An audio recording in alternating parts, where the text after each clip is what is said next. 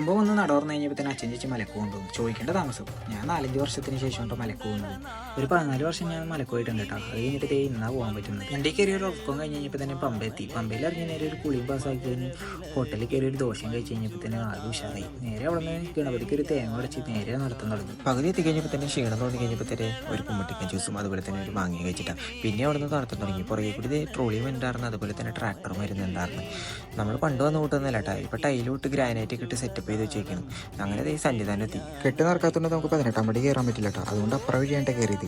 Season അല്ലായിരുന്ന പോലും നല്ല രീതിയിൽ തന്നെ തിരക്കും കാര്യങ്ങളുണ്ടായിരുന്നു. 1 മണിക്കൂർ 2 മണിക്കൂറൊക്കെ ക്യൂവിൽ നിൽക്കണ്ടാവുന്നു. നേരെ അയ്യപ്പ ദർശനം കഴിഞ്ഞ് നേരെ അവിടെ നിന്ന് ഇറങ്ങി കഴിഞ്ഞപ്പോഴത്തേനും നേരെ അന്നദാനം കഴിച്ചിട്ടാണ്. അന്നദാനം കഴിച്ച് നേരെ വന്ന് അരവണ കൗണ്ടറിൽ ക്യൂ വന്നു. നമുക്ക് അപ്പം കിട്ടിയില്ല കേട്ടോ.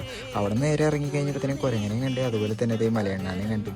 അപ്പം കിട്ടാത്തതിന് സങ്കടത്തിൽ നേരെ ഗണപതി അമ്പലത്തിൽ വന്നിട്ട് മോദകവും വാങ്ങി അടുത്തുള്ള ഹോട്ടലിൽ ഫുഡും കഴിച്ച് നേരെ ഇറങ്ങി. അപ്പോൾ സ്വാമി ശരണം.